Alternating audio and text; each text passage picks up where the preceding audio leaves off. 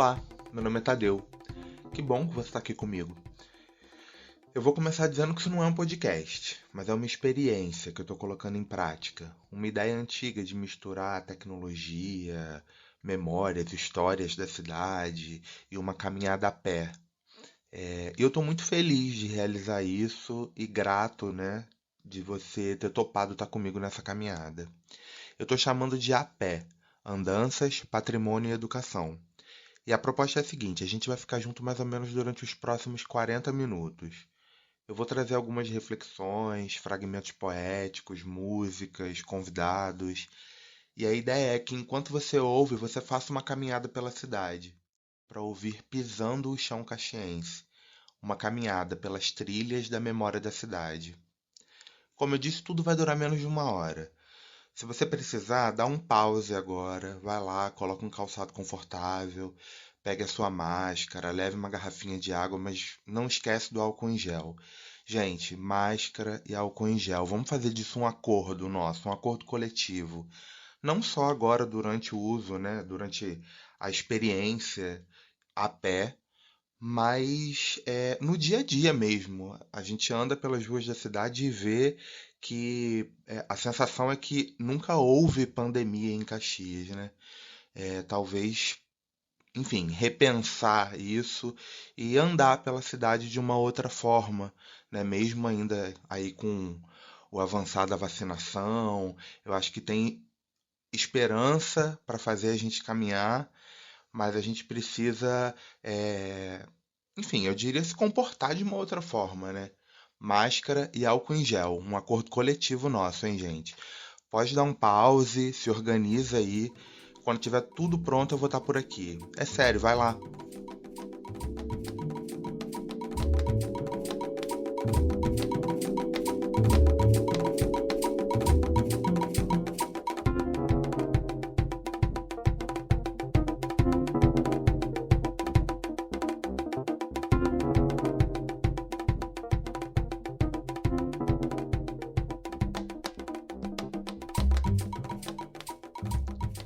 Oi, e aí, tudo certo? Então, prontos para começar?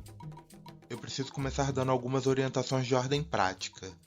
Estamos em Duque de Caxias, né? Então ficar ligado na rua, não dá mole com esse celular na mão. Eu vou dizer para você usar o fone em apenas uma das orelhas. Assim, você também vai ouvir os sons da cidade ao redor.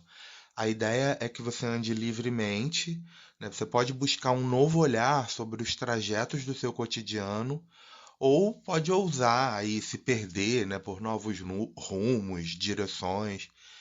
Mas é muito importante que você preze pela sua segurança durante a experiência, e eu precisava dizer isso para você logo no início. Em 2020, com a pandemia da Covid-19, o setor da indústria cultural e criativa, assim como todo mundo, foi bastante afetado. E mecanismos foram criados, né, para apoiar micro e pequenos empreendedores, artistas e grupos culturais. A Abacateiro Produções é um MEI, um microempreendimento individual que eu criei em 2010 para me formalizar, né, como um trabalhador autônomo da área. E a gente foi contemplado, né, com o inciso 2 da Lei Aldir Blanc, e o projeto A Pé, Andanças, Patrimônio e Educação, é a contrapartida cultural que eu devolvo para a cidade a partir dos recursos que eu recebi. Eu estou falando da Abacateiro, mas eu mal me apresentei, né? Só disse meu nome. E pode ser que tenha gente que não me conheça ainda, né? Bem, se a gente ainda não se conhece, meu nome é Tadeu, Tadeu Lima. Eu sou professor de geografia, ativista cultural, né? São mais de 3 décadas, quase 4, vivendo nessa cidade. Logo, eu sou um cidadão caxiense, apesar de eu ter nascido ali em São João de Meriti. Mas calma que eu não vou ficar falando sozinho aqui durante quase uma hora na sua cabeça. Tem música da Patrícia Polaine, tem poesia na voz da Malê, depoimentos da professora Marlúcia Souza, do Osmar Paulino, da Lu Brasil, do Heraldo HB, né? E, enfim, para a ficha técnica ficar completinha, as trilhas que fazem parte desse projeto são do Adilson Júnior, a arte das redes sociais e um zine do projeto, né? Um zine que foi criado especialmente para o projeto, é a criação das desalinhadas Elaine Rodrigues e Nathalie Peixoto, e a edição e finalização do áudio é da Anne Santos. Mas a gente quer te conhecer também. Então, vamos usar a rede social para isso, né? Se você puder, faça fotos e vídeos durante a experiência e poste nas redes sociais com a hashtag A Pé em Caxias. Ou você pode fazer um relato, convidar para os amigos. A ideia é que a gente, através das redes sociais, que eu possa de alguma forma mapear quem topou participar dessa experiência, de alguma forma conhecer um pouco, né, é, desses olhares aí para a cidade. No Instagram, você pode achar o projeto no @perfil geográfico. Segue a gente lá. Eu imagino que você já deve ter iniciado a caminhada, né? Gente, a ideia é para ouvir esse podcast andando pelas ruas da cidade. Vamos lá, hein? Mas eu vi de lá pequenininho, alguém me avisou pra pisar nesse chão devagarinho. Alguém me avisou pra pisar nesse chão devagarinho. Sempre fui obediente. A ideia é que agora você vai andar livremente, como um flaner. Fazer caminhos que talvez não tenha costume de fazer, fugir desses fluxos da rotina. Ou você pode lançar, né, um olhar atento sobre os caminhos que já fazem parte do seu cotidiano. Vou te propor para você agora traçar uma rota inicial na sua cabeça, mesmo que no meio do caminho ela mude. Como diria o poeta espanhol, o caminho se faz ao caminhar. Mas traça uma rota. Pensa, por onde você quer passar nessa caminhada. Você vai caminhar no seu tempo. Lembre-se de antes de tudo, você tem que se sentir confortável e seguro durante toda a caminhada. Mas pise firme, se conecte com o chão dessa terra. Eu te contei que isso é uma experiência, né? Então é isso. Permita-se sentir, permita-se experimentar. Daí que eu vou te pedir para parar por um instante. Isso mesmo, encontre um jeito aí de parar, ou ao menos reduz o ritmo da sua caminhada. Mas eu quero te fazer um convite a perceber as coisas que estão ao seu redor, né? Se você puder, olha para o chão, para o céu, para os muros, para as casas, para as outras pessoas que podem ou não estar por aí, por perto de você. Fazer um exercício de perceber essa cidade que está pulsando ao nosso redor e que vai acompanhar a gente durante toda essa caminhada. Quando eu digo que a pé é uma experiência, é porque o que você vai viver enquanto caminha ouvindo o nosso podcast é tudo que eu preparei e selecionei para entrar nesse áudio, mas é também tudo que a cidade vai te oferecer durante esse caminho. E é preciso estar atento. Deixa a cidade falar com você. Pense nas outras pessoas que aceitaram esse chamado e que, assim como nós, também vão caminhar pelas ruas da cidade. Conecte-se a elas. Somos todos conterrâneos e contemporâneos. Estamos todos de pé sobre esse mesmo planeta, caminhando por essa mesma cidade. Respire fundo. Sinta e saiba que você está em Duque de Caxias. Perceba o caminho à sua frente e volte a andar. Meu sonho era um pequenino sonho meu. Na ciência dos cuidados fui treinado. Agora, entre meu ser e o ser alheio, a linha de fronteira se rompeu. Quando eu tiver bastante pão para meus filhos, para minha amada, para os meus amigos e para os meus vizinhos. Quando eu tiver livros para ler, então eu comprarei uma gravata colorida, larga, bonita, e darei um laço perfeito. E ficarei mostrando a minha gravata colorida a todos os que gostam de gente engravatada. Gravata colorida, de Solano Trindade. Cara, que lugar que eu pertenço? O que eu sou nesse território? Primeiro, eu acho que é interessante a gente pensar que aonde existe pessoa, existe cultura. É a produção de cultura. Cultura, e quando eu falo cultura, eu falo da forma mais abrangente possível, não só de arte, mas, enfim, forma de viver, roupa, comida. E é uma coisa que é negada, gente. É uma coisa que é negada à periferia. A cidade de Duque de Caxias, eu tive a oportunidade de aprender, assim, tipo, os dois lados extremos de Duque de Caxias durante a pandemia. Era uma cidade que eu não conhecia. Eu sempre escutava a frase de que Duque de Caxias não conhece Duque de Caxias. E eu aprendi isso na prática. E a gente fica numa ilusão de que Caxias é o centro de Caxias, que não existem outros distritos de Caxias. E aí, puxando sardinha para o meu lado, que esse distrito é um distrito, é uma parte da cidade onde existe a maior densamento populacional, uma galera, um povo muito trabalhador, um povo, como posso dizer, um povo que, cara, acorda 4:30 da manhã, 5 da manhã para trabalhar. Isso, como, se você andar pelo distrito essa hora, você vai ver os pontos de ônibus lotados, uma galera que pega o trem e desce nas estações de Barie, Santa Lúcia, Parada, sempre que sai de casa às 5, chega em casa às 8, não podia fazer a mesma coisa. E é uma galera que produz muito, sabe? Não só do ponto de vista material, né? Do ponto de vista da produção mesmo, do capital financeiro, né? Mas é uma galera que produz muitos símbolos, muitos signos, cara. Uma galera que está sempre construindo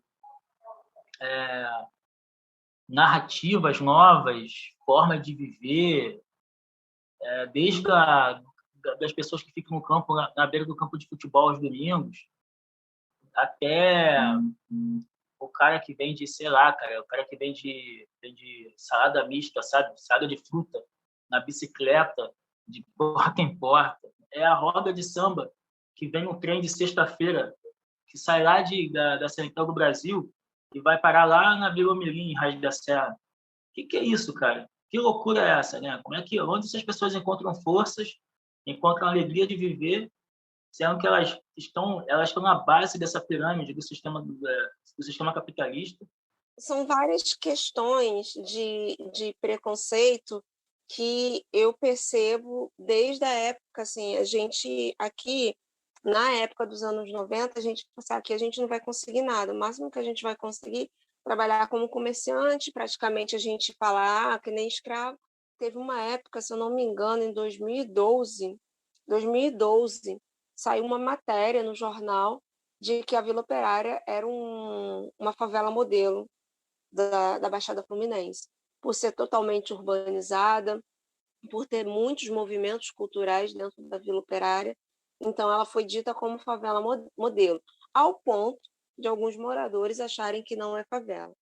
Existe disputa de poder simbólico, disputa de poder narrativo, disputa de poder dentro de um determinado espaço. E o que a gente faz aqui, com as nossas produções na Baixada, é disputar poder, sim. É disputar poder simbólico, é disputar poder de narrativa. É isso que a gente está fazendo. A gente tem que entender que o que a gente faz são elementos de territorialidade, são elementos de disputas, são armas de disputas de poder. Então, assim, eu acho que não é invadir, mas é conquistar esses espaços. E a gente tem direito a transitar e a ocupar esses espaços. E Caxias é essa, né? Eu acho que, como toda cidade, Caxias, uma cidade que está na periferia, né? Sobretudo. Caxias é uma cidade super rica, uma cidade que possui um PIB muito alto, mas, ao mesmo tempo, uma distribuição de renda muito desigual. E a gente fica numa ilusão de que Caxias é o centro de Caxias, que não existem outros distritos de Caxias. Duque de Caxias são vários locais que são visivelmente legais e outros que as pessoas rejeitam. As pessoas desconhecem ou ignoram ou fingem que não conhecem. A cidade de Duque de Caxias é uma cidade muito complexa. Quase 1 milhão de habitantes, circulando por 4 distritos. Uma natureza bem diversa. De um lado, uma região serrana, sopé de serra, Mata Atlântica secundária, e a Serra do Tinguá, a Serra da Estrela, a Serra de Petrópolis. E ainda dá para a gente ver, ali de Saracuruna, subindo a estação de trem, a Serra dos Órgãos. Então, estamos aqui cercados por serras, por Mata Atlântica, e mais espremedozinhos no meio do caminho, uma planície, com morros, vegetações e muitas casas, indústrias, comércios. E mais para à direita, estaríamos vendo ali o fundo da Bahia ou a Baía da Guanabara. Então, estamos aqui, como o geógrafo muito antigo nos falou, que estamos entre a serra e o mar. Então, é um território que convive com essas paisagens, uma paisagem planeira, uma paisagem de mangue, de Pantanal, o Pantanal fluminense, e, de outro lado, de serra. Estamos acostumados a essas duas paisagens. Uma cidade histórica, do ponto de vista de que o povo que habita aqui é um recorte muito importante para a construção da história do Brasil. E é um lugar de disputa, né? Sempre foi um lugar de disputa, de luta política intensa. Desde lá, os quilombolas, os indígenas participavam das batalhas, né? Atrás, desde a configuração dos tambores, até as lutas operárias do século XX, né? Então, uma região de trabalhadores, né? E que nas últimas décadas tem visto uma ascensão de um conservadorismo aí, brutal, né? É muito engraçado isso, como a Caxias, que eu enxergo, ela é uma cidade que faz parte de um lugar, esses fundos da Baía de Guanabara, né? O recôncavo da Guanabara, onde realmente as pessoas forjaram no sangue, no suor, e na música, na poesia, na brincadeira, na zoação, forjaram a história do Brasil, né? Não é à toa que boa parte da história do Brasil passa por essa região aqui, na colônia, no Império, no século XX, passa por essa região, né?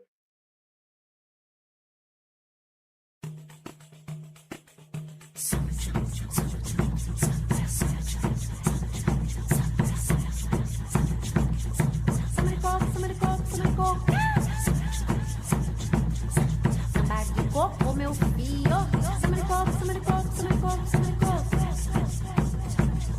foge que nem saruê do mato, não se compra cacho de pitomba no supermercado, mas ao lado é só abrir o vidro do seu carro.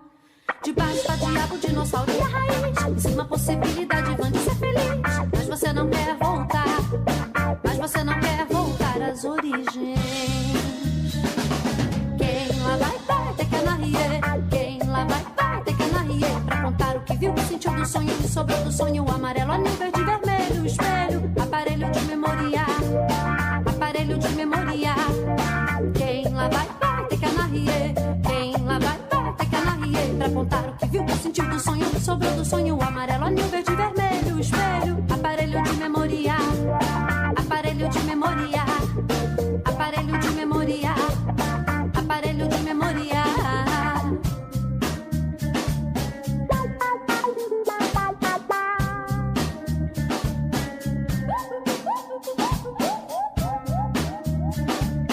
Foge que nem saruê do mato, não se compra cacho de pitomba no supermercado, mas ao lado é só abrir o vidro do seu carro. Debaixo tá diabo, dinossauro e a raiz, em cima a possibilidade vã de ser feliz, mas você não quer voltar, às origens. Quem lá vai ter que anarrier, quem lá vai ter que anarrier, pra contar o que viu, sentir do sonho, que sobrou do sonho, o amarelo, anil, verde, vermelho, espelho, aparelho de memoriar, aparelho de memoriar. Quem lá vai ter que anarrier, quem lá vai ter que anarrier, pra contar o que viu, sentiu do sonho, que sobrou do sonho, o amarelo, anil, verde, vermelho, espelho, aparelho de memoriar, aparelho de memoriar, aparelho de memoriar, aparelho de memoriar. Os primeiros habitantes dessas cercanias da Guanabara, nós estamos a oeste da Baía da Guanabara, eles viveram aqui nas bordas desses rios, vivendo da pesca, da coleta de ostras, mariscos, crustáceos, caranguejos, mas também da caça. Eles tinham aqui uma volumosa quantidade de alimentos mas ainda assim eles tinham que coletar esses alimentos, tanto vegetais quanto principalmente dos alimentos que eles coletavam do mar. Eram hábeis navegadores. Segundo a antropologia e a arqueologia, esses moradores primeiros viviam 35, 40 anos, eram homens e mulheres morenos, com a pele bem morena, porque viviam praticamente debaixo do sol. Segundo o Museu Nacional, eles eram baixos, e além de caçadores e pescadores e coletores de ostras, mariscos e crustáceos, né? Eles viviam geralmente no litoral, ou seja, nas bordas desses rios, porque é dele que eles vão buscar a sua principal fonte de alimento. Eles não viviam em aldeamentos, eles viviam em agrupamentos naturais debaixo de árvores. Em alguma medida, no caso de Caxias, esses sítios, esses lugares onde esses sambaquianos viviam, estavam em lugares mais elevados, em costas ou em morros, por conta justamente deles terem que conviver com a flutuação das inundações. Um território muito marcado pela presença das inundações. Agora, esses primeiros homens que viveram na nossa cidade, eles não eram agricultores. Então, eles tinham que... Imagina você, todos os dias, você acorda e a sua geladeira é a natureza. Você vai lá e vai ter que ver o que você vai encontrar hoje para matar a fome de hoje. Então, evidentemente, que esses primeiros habitantes também tiveram que enfrentar a fome, enfrentar as dificuldades de alimentar um bando, né, de 20 a 30 pessoas. Mesmo assim, na cidade de Caxias, nós imaginamos que nós tivemos aí por volta de 8, 5, 6, 4, 3 mil anos, muitos agrupamentos. Entretanto, a ocupação urbana ela foi destruindo esses vestígios dessas presenças, desses agrupamentos. Dá para você imaginar? Só ali no São Bento, que você está ali nas margens do Rio Iguaçu, nós vamos encontrar vários agrupamentos. No bairro do Amapá, tem também outro sítio arqueológico de Sambaqui, e também Saracuruna, também temos lá o Sambaqui do Saracuruna. Temos o Sambaqui nas margens do Rio Miriti, ali perto dos Fuzileiros, que também é chamado de Sambaqui dos Fuzileiros.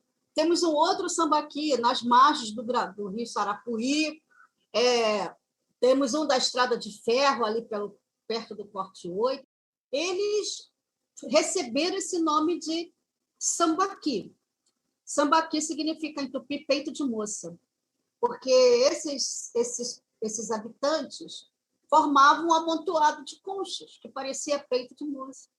Né? Então, quando os tupis chegam aqui, nas cercanias da Guanabara, por volta de 3 a 2 mil anos, eles vão se deparar com esses povos de Sambaqui, que vivem em cima de um amontoado de conchas. E aí nós vamos ver a chegada desses novos agrupamentos bem diferentes, que chegam do norte do Brasil, que vão ocupando o litoral e vão se tornar os senhores do litoral. Eles são os tupis. E aqui no Rio de Janeiro eles são chamados de tupinambás. Bom, então os tupis, totalmente diferente dos sambaquianos, completamente altos, bem altos, robustos, navegadores também brilhantes, navegadores, embarcadores, faziam embarcações muito potentes e muito mais coletivas. Se as embarcações dos sambaquianos eram mais individualizadas para grupos menores, a dos tupis, elas podiam abrigar 40 pessoas, é uma coisa impressionante. Eles conseguiam fazer as embarcações de caule inteiro de árvore, moldando com gorduras vegetais e animais, né? Então, esses tupis são também agricultores. Olha, a agricultura foi construída, essa experiência de agricultura no Brasil, a partir de entre 5 a 4 mil anos, né? há um consenso maior dessa presença agrícola mais a partir de 4.000 anos, mas hoje nós podemos afirmar essa relação dos primeiros habitantes brasileiros com os povos incaicos, né? Nós temos até, inclusive, vestígios de presenças incaicas no Amazonas. Segundo os arqueólogos peruanos, uma das primeiras ocupações, um dos primeiros aldeamentos que deu origem aos incas era da Amazonas, da região do Amazonas. Então, não é à toa que esses amazonenses já construíram uma experiência agrícola, com produção de batata, de milho, uma produção bem diversificada de hortaliças, e da mandioca, né? Que vai ser a base da alimentação e da sobrevivência desses povos. Então, quando você descobre a agricultura, essas populações começam a produzir alimentos, e isso vai garantir uma sobrevivência mais assegurada. Você não depende somente de coletar, de pescar e de caçar.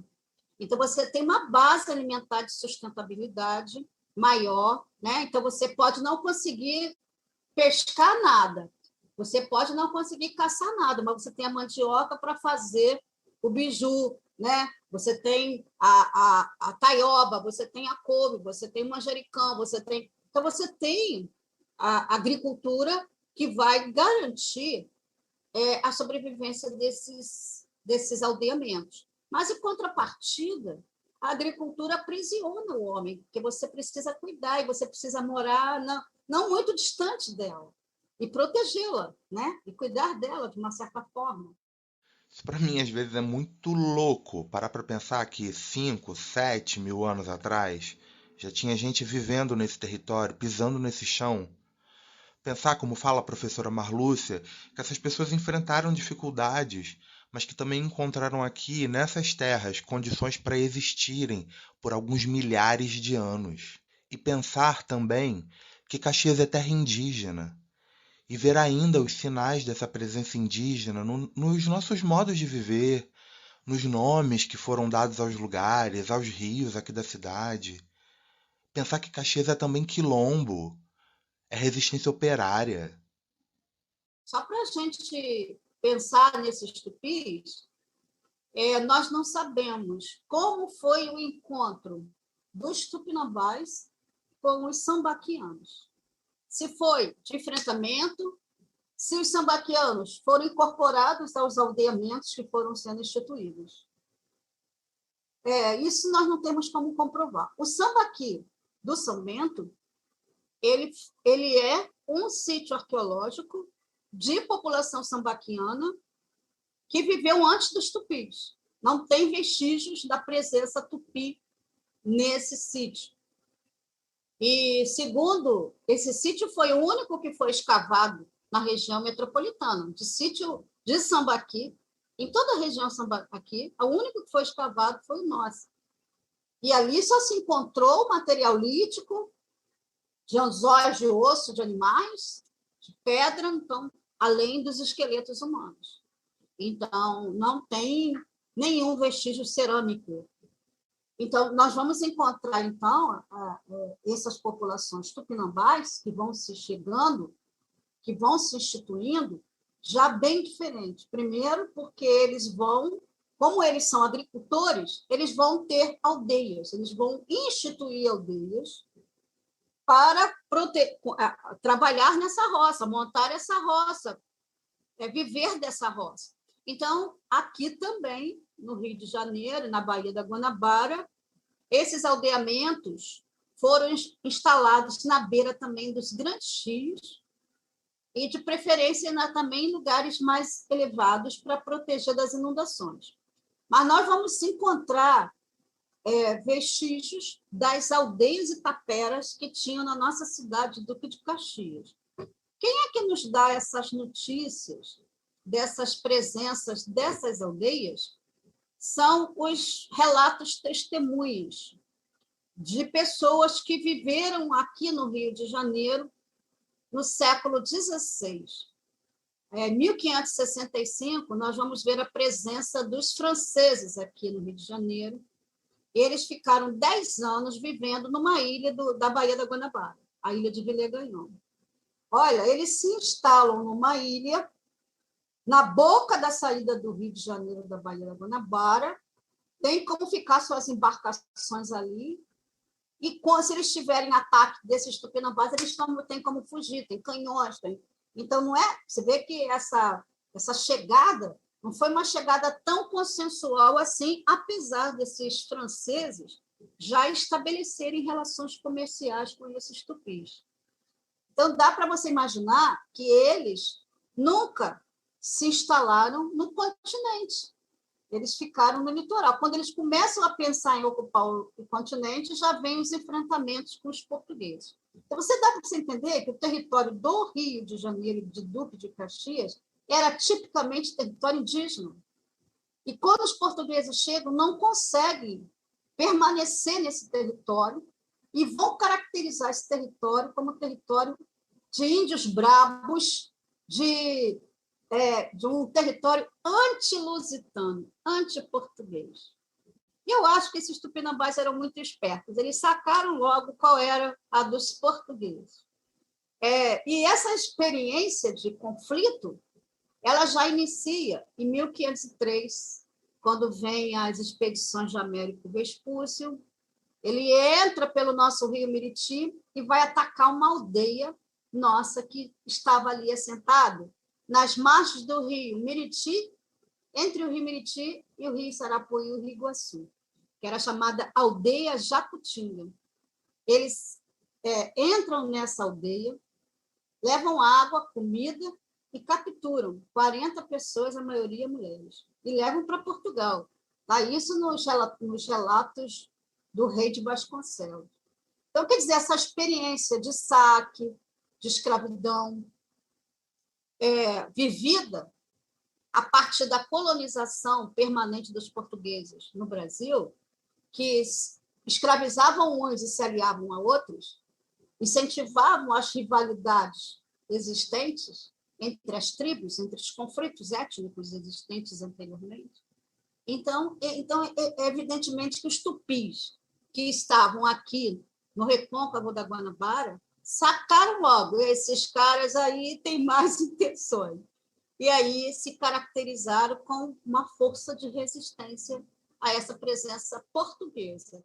A gente tende a achar que a cidade histórica é a cidade que tem aqueles patrimônios, Paraty e tal, mas toda a cidade é histórica. E essa é uma questão importantíssima, porque ela revela de cara, logo de cara, um conceito de história que nos interessa e diz muito sobre o Brasil.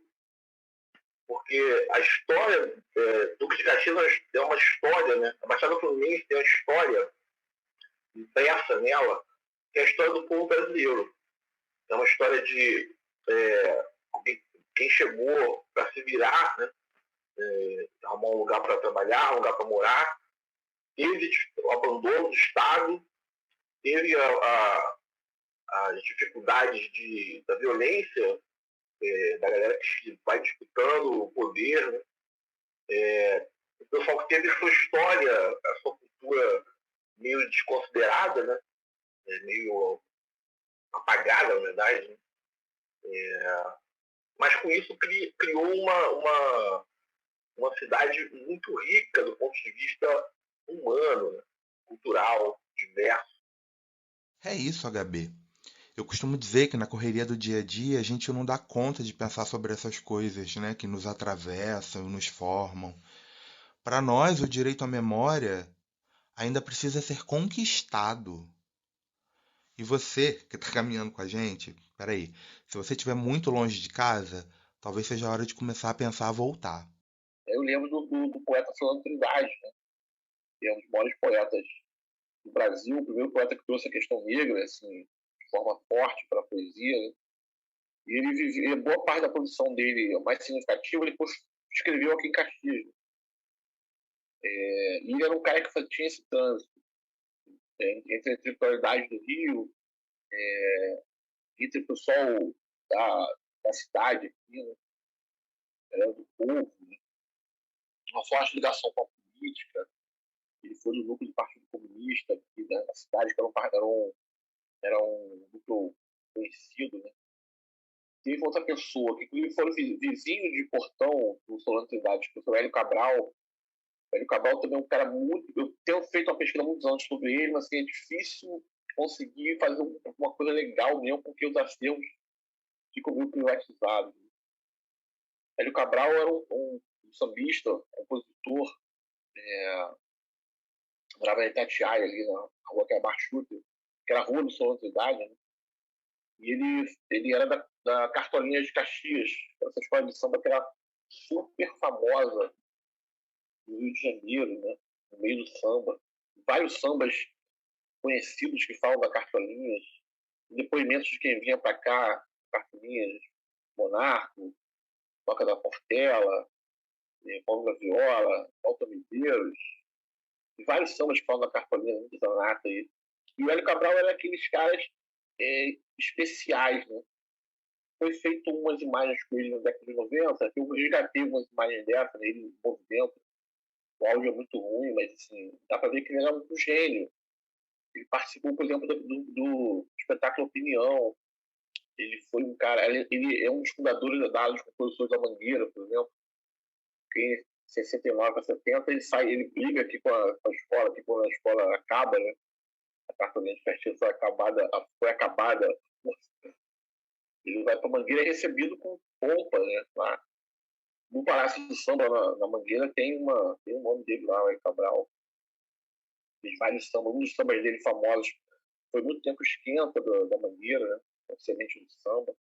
E aí tem outras histórias de pessoas que não eram daqui, mas vieram para cá e se enraizaram aqui de uma forma muito frutífera, né?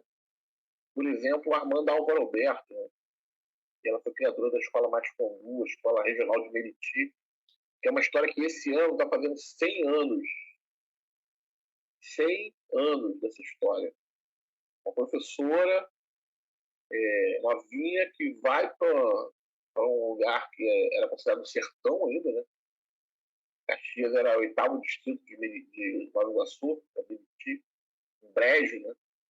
Pântano aqui. E ela constrói uma escola com uma visão progressista, né? Uma visão de que a escola poderia trazer muito mais do que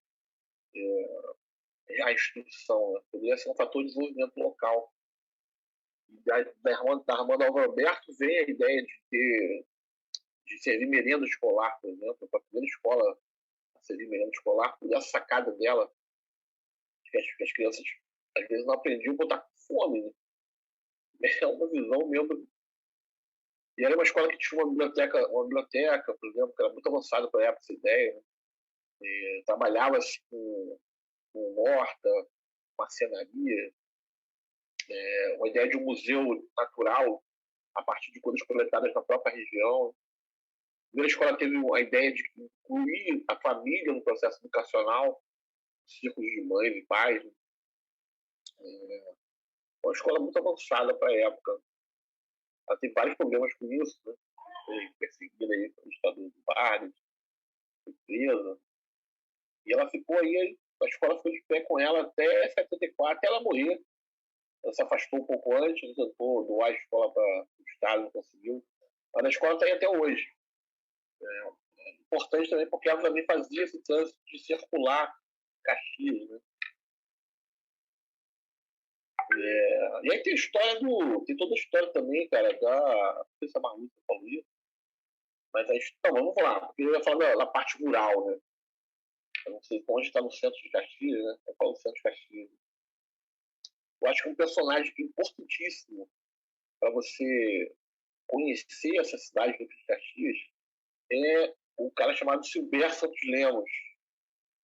Silberto. Não sei se a pronúncia vale. Silberto Santos Lemos. Porque o Santos Lemos ele é um cara jornalista que veio para cá na década de 50, na cidade, para escrever sobre a cidade, sobre os crimes da cidade. Né? O que acontece é o seguinte, quando os cassinos são proibidos na cidade do Rio, né, eles migram para Caxias. Né? E Caxias era uma grande festa da ilegalidade. Os cassinos, assim, os hotéis, assim, eu não lembro agora o número certinho, assim, o centro de Caxias tinha, se não me engano, 20 hotéis. Não lembro se eram 20, 18 ou 20 hotéis. Foi uma cidade, uma região que não tinha praia, né?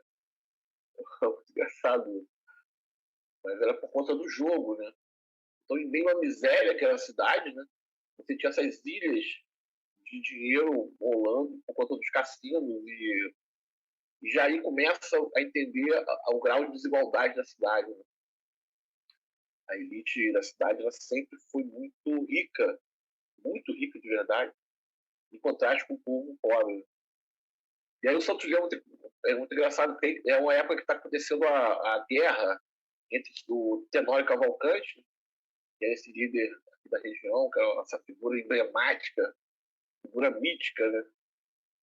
É um pistoleiro, deputado, que se inspirava nos discursos de Cícero, um grande orador, chegou a disputar o governo do Estado na época, pouca gente sabe disso, além de deputado, ele tentou, quase foi para a disputa do governo do Estado,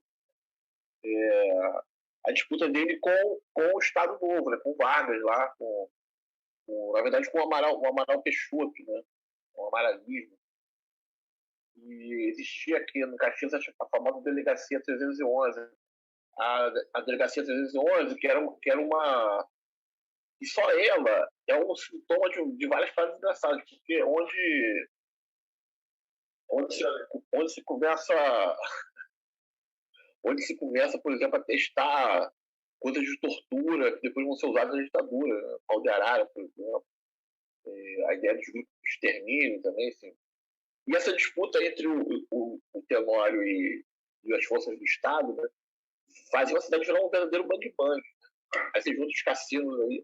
E o Santos Lemos chega na cidade, da começo de 50, e começa a escrever para os jornais sobre os crimes de Caxias. Só que você percebe que ele escrevia muito bem. Então ele começou a criar uma mítica em torno dos crimes também, né, da cidade. Pela pena dele, o Brasil conhecia os crimes de Caxias pelo modo que ele escrevia. E ele foi embreando na cidade e virou um personagem na cidade também, né? Ele era jornalista, começou a se entregar ao álcool, depois, sim, mas ele se formou em advocacia, virou advogado, no final da vida ele virou escrivão de polícia, né? E acabou virando cana também. Então ele passou todo o arco dramático de jornalista, advogado, no meio desse crime todo, no final ele vira cana dura também. E escreveu 3 livros importantes que contam essa cidade aí, que eles chamavam de cidade aberta, né? A cidade onde tudo podia. Que era justamente a cidade, essa coisa que não era a capital, não era o Rio, e era uma espécie de terra com leis próprios, né? Isso no universo desse perímetro aqui do centro, né? É engraçado você ver as marcas, os lugares onde os personagens dele aparecem. Joãozinho da Gomeia é um personagem fundamental para você entender Caxias, na minha concepção. Entender a Baixada Fluminense, mas sobretudo Caxias. É uma figura que recentemente, nos últimos 10 anos, é que começou, de fato, a ser apresentada ao Brasil. Tanto que é uma figura que, dos 100 anos, 2014, foram lançados os 3 livros sobre ele, depois de mais um. Existe um busto que foi feito sobre ele. A gente criou um galpão, né? Um galpão criativo aqui, com homenagem a ele. A Escola Grande Rio, essa escola aí que também é emblemática para a cidade, ela fez um enredo sobre o Joãozinho. Tem 2 filmes que foram feitos sobre ele, né, 2 documentários, inclusive um agora com o Átila Bezerra como personagem, que foi incrível, o Rodrigo Dutra, da Janaína Refém. Você ouvia o entoar dos cantos, dos tambores por toda a cidade. Eu vi a expressão da Dona Raquel Trindade falar isso ao vivo, uma vez que eu entrevistei ela. Porque nos jornais, a força que o Joãozinho teve, midiática, foi muito grande. Você vê que várias casas tradicionais do candomblé no Brasil, elas vieram se assentar na Baixada Fluminense. Então, assim, tradições importantíssimas. Assim. A Casa Bombochê, por exemplo. E várias. Algumas figuras muito importantes, de lideranças, aqui, Pai Valdomiro, Mãe Beata, mas o Candomblé ele era perseguido, né? Ele foi perseguido. E o Joãozinho foi o primeiro cara que conseguiu colocar a religião em outro foco na mídia. Muito por causa do brilho dele, né? Ele era um grande artista, costureiro, figurinista, um exímio bailarino. Ele era um cara da comunicação, um cara midiático. Eu falo isso também, né? Eu não falo aqui, mas o João Luiz Lagomeia era um dos caras mais famosos do Brasil. Por um bom tempo. Frequentava a mídia, a revista Cruzeiro, Manchete, rádio, jornais. Mas depois da morte dele, e quando isso começa aí nos anos 80, há um apagamento total da memória dele. Né? Impressionante. A impressão que eu tenho que nos 80, 90, em metade de 2000, é como se ele não tivesse existido. Porque o resgate do Joãozinho é uma coisa muito recente. E aí acontece que eu até previ, de certa forma, isso que podia acontecer. As pessoas iam conhecer a história do Joãozinho, descobrir que é uma história absolutamente fascinante que foi ambientada em Duque de Caxias. E eu acho que é o momento que a gente está vivendo agora. Mas cada vez mais pessoas estão conhecendo a história dele, frequentando os lugares, né, indo lá onde era o terreiro, vendo essas obras dos livros, vendo os filmes. O impacto que teve o desfile da Grande Rio foi muito grande. A Grande Rio quase ganhou, né? Assim, ficou ali um desfile muito marcante. Né? Inclusive, é um desfile que trouxe várias pessoas que estavam afastadas da escola para a escola. Né? Começou a quebrar um pouco daquele estilo que a Grande Rio tem de não olha para a própria cidade. Enfim. O aspecto, a aula do Joãozinho, assim, agora ela está assim, sendo redescoberta e está fazendo bem para a cidade. Sem a memória, o sujeito não é nada. E esse projeto é sobre isso, sobre direito à memória, nosso patrimônio, sobre o nosso direito à cidade. A gente está chegando ao final da nossa caminhada e eu falei em algum momento que na correria da vida, né, a gente muitas vezes não dá conta de parar para refletir sobre essas questões da nossa cidade, de pensar sobre ela, de buscar sobre a sua história, de se sentir parte dessa história. O que a gente sabe sobre Caxias? O que a gente sabe sobre a nossa cidade, afinal?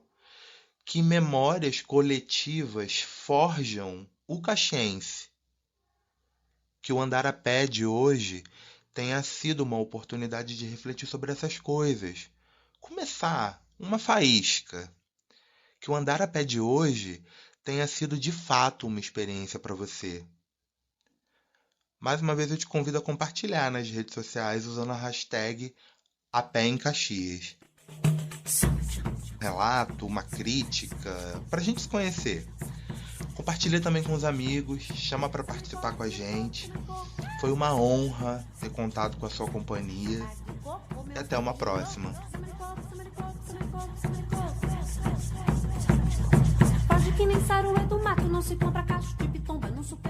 Esse projeto contou com o auxílio da Prefeitura de Duque de Caxias, através da Secretaria Municipal de Cultura e Turismo, com recursos da Lei Aldir Blanc do Governo Federal. As origens. Quem lá vai ter que anarrier. Quem lá vai ter que anarrier. Pra contar o que viu, sentiu do sonho, que sobrou do sonho. O amarelo, anil, verde, vermelho, espelho, aparelho de memoriar. Aparelho de memoriar. Quem lá vai ter que anarrier. Quem lá vai ter que anarrier. Pra contar o que viu, sentiu do sonho, que sobrou do sonho. O amarelo, anil, verde, vermelho, espelho, aparelho de memoriar. Aparelho de memoriar. Aparelho de memoriar. Aparelho de memoriar.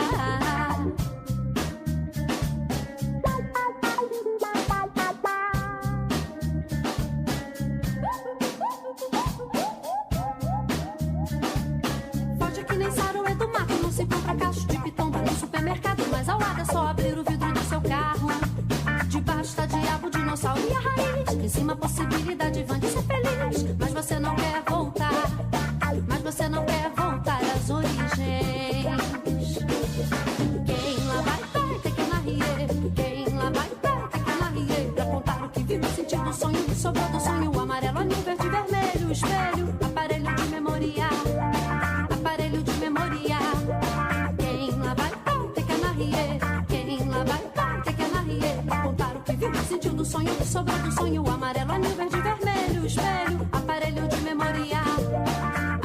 aparelho de memorial.